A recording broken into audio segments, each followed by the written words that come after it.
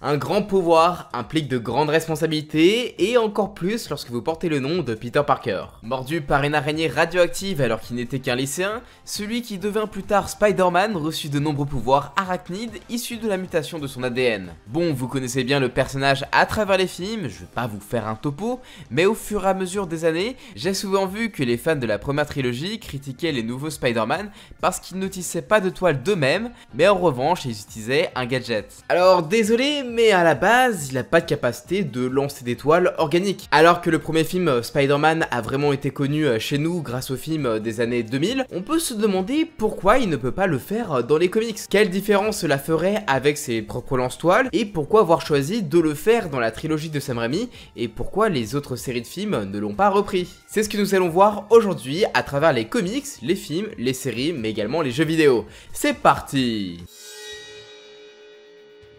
Tout le monde connaît l'origine des pouvoirs arachnides de Spider-Man. Mordu par une araignée radioactive lors d'un test de radiation lors d'une exposition publique, mais ce que peu de gens connaissent, c'est que l'origine de cette araignée très spéciale a également donné ses pouvoirs à Cindy Moon, alias Silk, ainsi qu'à Carl King, alias The Fuzzen, le pire cauchemar des arachnophobes. Ce qui n'était pour la plupart d'entre nous qu'une veuve noire devenue radioactive par accident, était d'une origine bien plus étrange. En effet, d'après les agents de l'équilibre universel, Lord Chaos et Master Order, la morsure de Peter ne serait qu'un événement qu'ils auraient orchestré afin que le jeune homme au cœur noble devienne un atout contre Thanos. Plus tard, c'est le businessman Ezekiel Sims qui racontera à Peter une histoire similaire. D'après ses années de recherche sur les pouvoirs totémiques, Spider-Man et Silk auraient été choisis pour être les incarnations d'une divinité totémique arachnéenne, oui, rien que ça. Enfin, durant l'événement Spider-Man Fever, lors duquel notre mentor-l'air favori vise son âme à être capturée par les arachnis, ok. En fait, c'est une race d'arachnides démoniaques et on nous en apprend un peu plus sur l'araignée. Celle-ci viendrait d'un œuf arachnis introduit clandestinement sur Terre avant de tenter, après sa mort, de fusionner avec l'âme de Peter pour devenir plus forte, en vain. Pour résumer tout ce bazar, des entités abstraites ont fait en sorte que Spider-Man et Silk deviennent des avatars d'une divinité totémique arachnéenne en les faisant mordre par une veuve noire radioactive venue d'un domaine démoniaque. Je sais, ça fait beaucoup à encaisser. Lorsque l'araignée piqua Peter, celui-ci reçut alors des pouvoirs tels que celui de ramper sur les murs, avoir une force, une vitesse, une endurance et une agilité surhumaine, ainsi qu'un sixième sens d'araignée. Cindy Moon ayant été piquée par la même araignée, on pourrait alors logiquement penser qu'elle possède exactement les mêmes pouvoirs que Spidey. Eh bien non. En fait, Silk possède deux pouvoirs supplémentaires à ceux de Spidey. L'un lui permet de ressentir Spider-Man n'importe où dans le multivers, et l'autre étant la possibilité de générer des toiles organiques du bout de ses doigts. Pourtant, là où d'autres personnages comme le clone de Peter, Ken Parker, Miguel O'Hara, le Spider-Man de 2099, ou encore le Spider-Man noir peuvent générer leur propre toile. Et bah, Peter, lui, a dû se fabriquer ses propres lance-toiles afin de complètement devenir un homme araignée.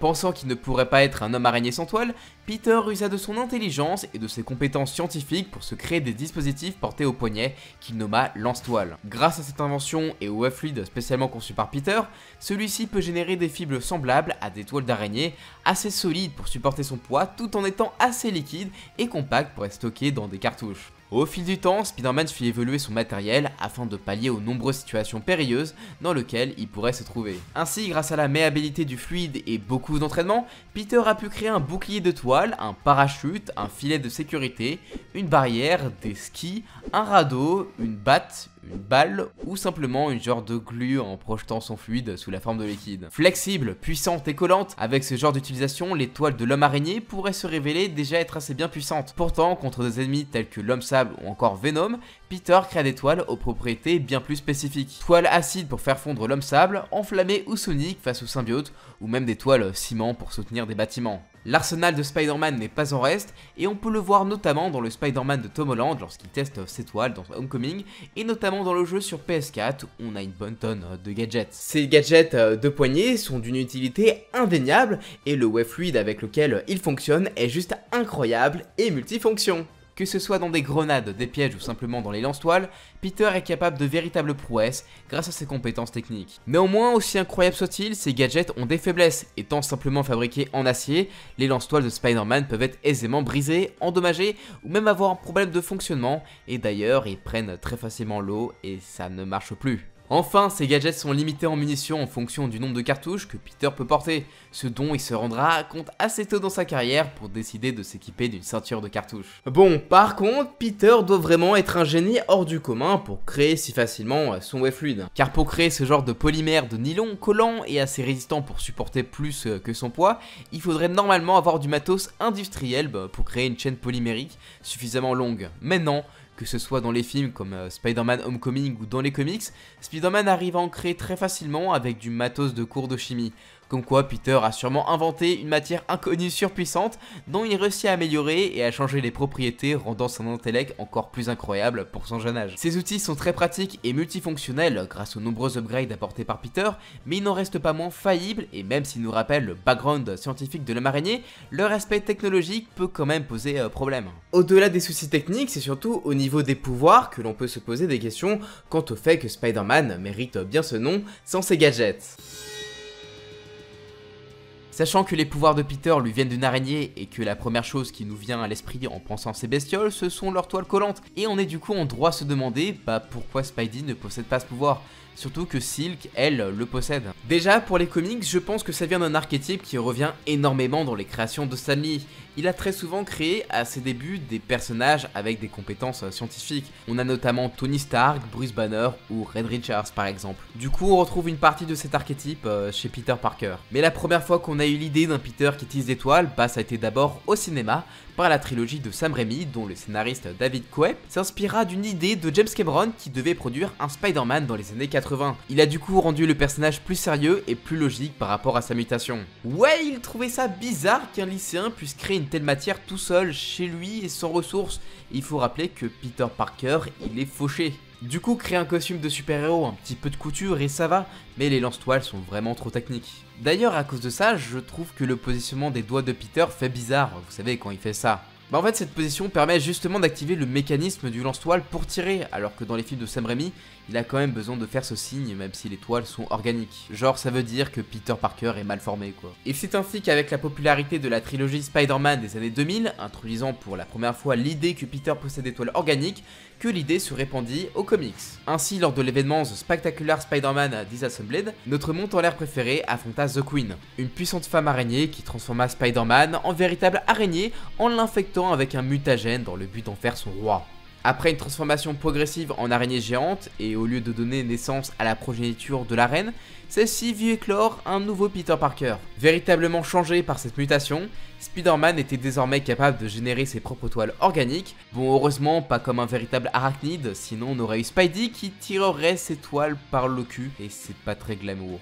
Produisant désormais ses propres toiles grâce aux glandes situées dans ses avant-bras, Spider-Man s'habitua rapidement aux changements tant leur fonctionnement était similaire à ses lance-toiles. Désormais, il n'était plus limité par ses munitions, mais plutôt par son alimentation et son état émotionnel, comme on a pu le voir dans Spider-Man 2. Des toiles illimitées, certes, mais basiques en comparaison de celles de ses lance-toiles. Et oui, maintenant plus de toiles taser ou de toiles ciment, juste de bonnes vieilles toiles collantes ne se dissolvant qu'au bout d'une semaine. Et pour ce qui est de la résistance de ces toiles comparée à son wave fluid, on n'a malheureusement aucune donnée de comparaison, mais il semblerait que leur force soit assez similaire. Cette nouvelle mutation plus arachnide de Spider-Man fut finalement effacée de son histoire lors de l'événement One More Day, n'ayant semble-t-il pas plu à beaucoup de fans. Ainsi, après la réécriture de l'histoire de Spidey par Mephisto après la Civil War, plus aucune trace de ces toiles organiques, ramenant les lance-toiles sur le devant de la scène comme si de rien n'était. Et en revanche, pour revenir au film, dans Amazing Spider-Man, les scénaristes ont réintégré les lance-toiles pour montrer que Peter était un génie. Je me souviens qu'à l'époque, les gens ils étaient pas contents, ils disaient non mais alors, un Spider-Man qui tisse pas d'étoiles de lui-même, c'est n'importe quoi. Alors que en fait, déjà l'homme araignée a toujours eu ses lance-toiles, et en vrai c'est juste un détail quoi, ça apporte pas grand chose à l'histoire. Ce retour aux sources s'effectue dans tous les autres médias, que ce soit les films, les séries ou même les jeux vidéo, et ce bon vieux Spidey n'a plus la possibilité de créer ses propres toiles. Alors oui, Spider-Man avec les toiles organiques se rapproche plus d'un véritable homme araignée, mais on peut aussi largement comprendre l'engouement autour de ces fameux lance-toiles. C'est vrai qu'ils sont limités en munitions et sont cassables, mais c'est ce qui fait leur charme et donne un vrai challenge à notre monte en l'air préféré lorsqu'il se retrouve à devoir se dépasser avec ses autres pouvoirs et son intellect pour seule arme. Et ouais, on pourrait les trouver un peu cheatés avec toutes les améliorations que Peter y ajouta au fil des années, mais c'est ce qui nous rappelle qui est Peter à la base, un geek et un passionné de science. Et puis il faut avouer que ça fait de super mécaniques pour les jeux vidéo, ou encore de super jouets tout en faisant rêver les cosplayers, ça je pense qu'on est d'accord. Et vous préférez quel Spider-Man? Celui qui utilise des toiles de lui-même, ce qui est quand même plus logique vu que c'est un étudiant, ou les autres avec leurs gadgets, ce qui met en avant le côté intellectuel du personnage? N'hésitez pas à me le dire dans les commentaires, et si l'univers de l'homme araignée vous intéresse, j'ai également fait plusieurs vidéos dessus. N'oubliez pas de vous abonner pour ne rien louper des prochaines vidéos, et moi je vous dis à la prochaine, ciao!